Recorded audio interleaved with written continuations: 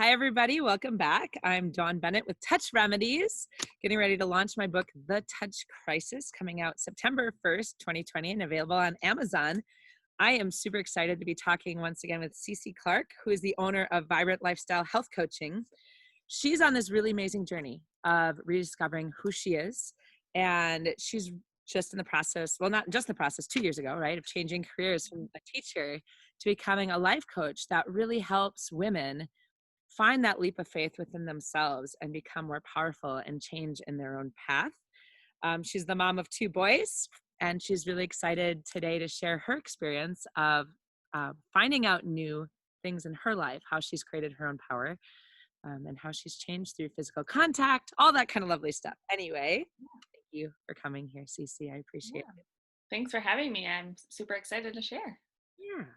So why don't you start just with telling us and telling everybody a little bit about your story and how you became to be such an amazing life coach and how you really empower women to find these strengths within themselves.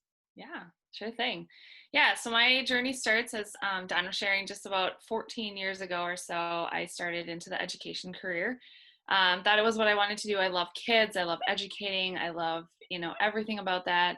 And about 3 or 4 years into my career, we had our children of our own. And then I realized there was probably a little bit of a difference between having classroom kids and then coming home to my own kids. But it was just something I had to do. I had to make money. I had to be a part of the family with my husband, and that's just what I did. So I got stuck in the corporate cycle of I show up, I work, I have my summers off, which meant being home with my children all summer too, which was great. And then it was probably about, I'd say 5 years ago, when my oldest, actually 6 years now, when my oldest started kindergarten. It was a really big eye opener. Socially, we knew he'd struggle. Intellectually, we knew he'd be fine.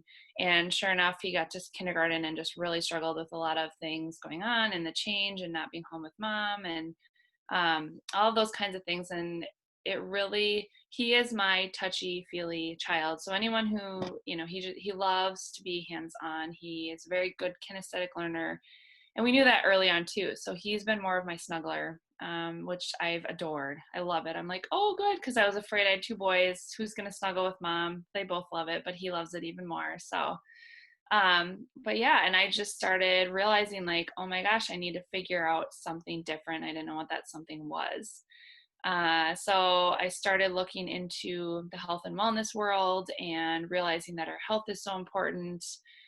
Stumbling upon just some really awesome research about our bodies and how we can help them. And we have so much power and control over it. And so I started with my kids, because why not, right? Your mom, take care of your kids first. I started working with them. We started specifically working with him actually, and using the power of touch in his hands, and how his hands can give him so much information in his fingertips, and the process of pressing them together and making fists, and just snuggling with things and touching different things. And we found that different things would help him react differently. And then he has a younger brother who's about a 13 months difference or so, and so he's completely opposite. He would rather just eat food all day, and he's happy as a clam. So it's super fun to just kind of have them in their own little worlds. And so then that went on for about a couple years. He was still struggling a little bit in school. I was still trying to figure out what I wanted to do. And so my touch went the opposite way, because I was giving everything to him, that my touch was like no crossing zone touch. Like, mom's off limits. Nobody, between my husband and I, even that, it was just like, no, I'm so overwhelmed with all this. So I went to my union, and I was just like, you know what, there's got to be a way. I got to get out of here. I got to try something different. And had a conversation with my husband, and he's like, you know what, I think you're right. We're at a point where you just need to either take a step back and figure out like, this is really the path you want to do for the next 40 years, or, even for the next 10 years, and 20 years, whatever it is. Or we're just going to have to like not like each other for that long too, because that's kind of the way it was just going. And so I went in and they were like, hey, take a 5-year leave, start your own small business and see what you can try. And I have to tell you, like, it's been crazy. So as Don was saying, I'm 2 years out. So I've been out of the classroom for 2 years. And the amount of time, yes, it is work to understand and like know and run a small business and like open your own business. It's really like been super beneficial. Year one was just me discovering who I even was. I mean, I didn't realize how far lost I was. I started reading personal development books. I started, reading health and wellness books. I started, just to see if that was a space I wanted to go into. I was just taking all this information in, started networking with people, which was a fear that I thought I had for so long, was like, oh my gosh, I talk to people all day. Why would I want to go and talk to more people?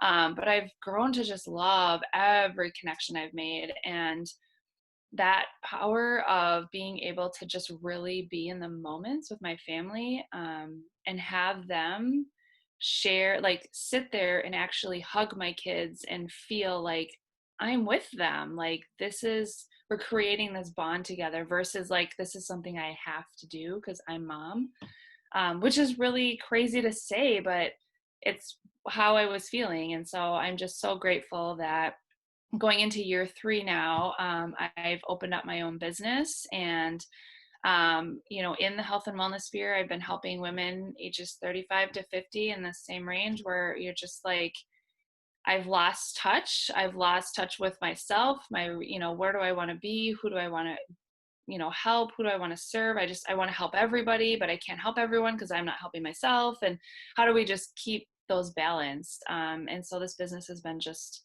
such a blessing, to be able to have, and just continuing to help, women take control of that and really just look at, what is important and what does your vision look like and where are you going? And because I really kind of lost that, and it's crazy how fast we can lose it. And 14 years went by and I was like, what do I have to show for it other than a broken down person that didn't enjoy touch at all? And now I've gone to like, I actually truly need this to survive, and enjoy having, that contact with my family. And even just, like between the physical, then there's the emotional and the mental and all of those kind of connections too, that have just strengthened over time and will continue. And with every client, it's completely different. It's a new journey, and that makes it even so much more better, because then I still have that unpredictability of a classroom, and I still get to educate, which I didn't think I would, maybe stay in education, but I love to educate people. And so it's just in my heart. And yeah, I realized that what I loved, I can still do, but I can also then, take it in another direction and feel myself first, self-love and care, and always has come first. And it's interesting starting with conversations of where we're at as women too, and just how we feel like we are the one and only to our own, but what we can do, and we have to do everything. So we have 800 hats to wear, and it's just, yeah. So it's been really fun to kind of align all of those pieces together and work with women to do that. So, yeah. And what I love about your story, Cece, is you talk so clearly about it was you losing connection with yourself that then led to losing connection with the kids and with your partner and, the rest of your life. Mm-hmm. So when you can really find that connection within yourself, you can more clearly connect, right? That's Absolutely. Yeah, that's hands down yep, it absolutely is that self-love. That whole year I spent on myself was so worth it. I mean, I didn't realize how lost I was. Again, I came from the public schools, and it was just day in and day out. I knew, each month I can do it with my eyes closed, like you just get into this routine, September's like this, October's like this, November and December. And so it's really crazy how you can get caught up in that instead of looking at each day as like, okay, what do I want to accomplish today? What do I need to do today?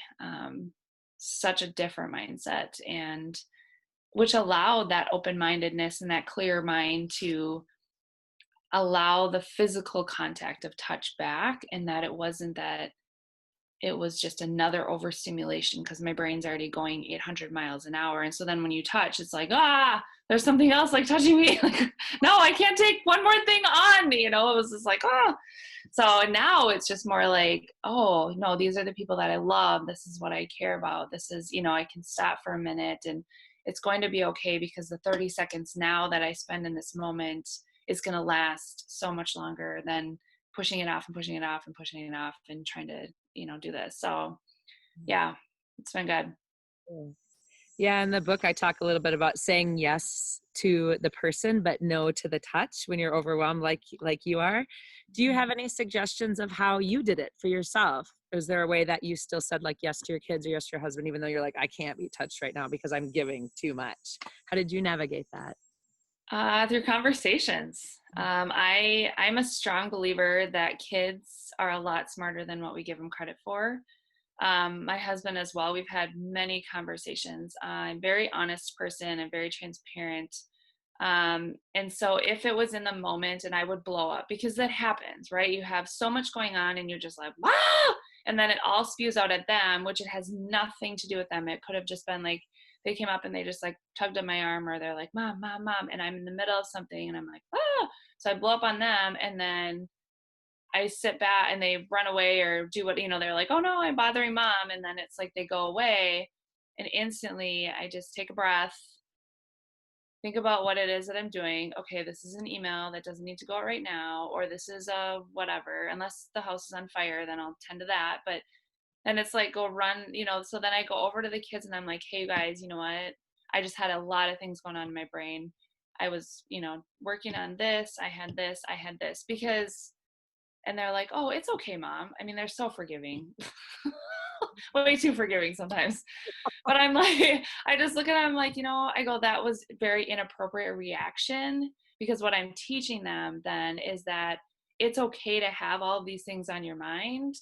My reaction to them coming up and asking for something was an overreaction, and we can have those. It's just reminding ourselves to come back and think about what it is, big problem, small problem, where are we at? Like, if your brother has a broken leg, yes, please, I will, attend to that. But other than that, it's like, just, and so we would talk a lot about that, especially with my kids, try to make it kid friendly enough to give them that as they're growing through, because I'm not the only person that there is going to blow up on them, or my husband's not, or, it's like if they have an argument with their friend, it's like, that's okay. It's going to happen. What is it that you want? If you want to be back in that situation, you're going to need to go back and talk to them. Like, was that at a time and I shouldn't talk to you, or things like that. And with my husband, we've known each other for about 20 years now. So we've been through a lot, but it's really just being honest.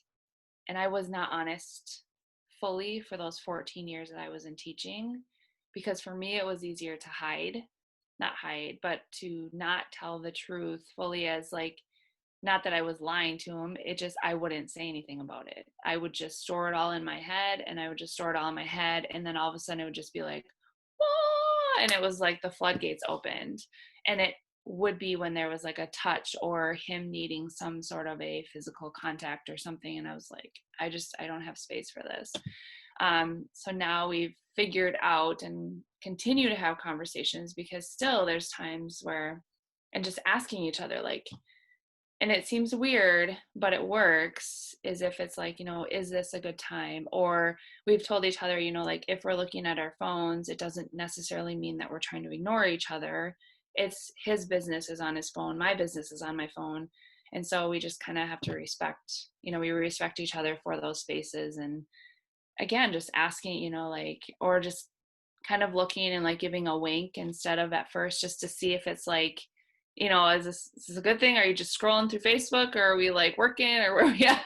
So you try to find these little like happy grounds, and really just, yeah. And it is, it's definitely a two-way street too, like I want it to be comfortable enough. And so that's where I feel like it's been really good for us to sit down, just him and I, even just, we make time for it. It's like, okay, here's where we're at. Like, where are we going? What are we doing? Who do we, so that we can help each other. because he is my biggest, supporter in all of this and this whole journey, and really has gone through this whole like up and down, and in our touch world too. It's just, yeah. So it helps a ton to just have that communication. And he talks to our boys the same way too. And, we'll have, even if he blows up on them or if I do, it's, we'll look at each other and we're like, oh yeah, okay, we did it again. I mean, it just happens. So, which is fine. It's supposed to, but it just, it's a follow-up conversation. And I think that's the biggest piece of it, is to follow up. And yeah.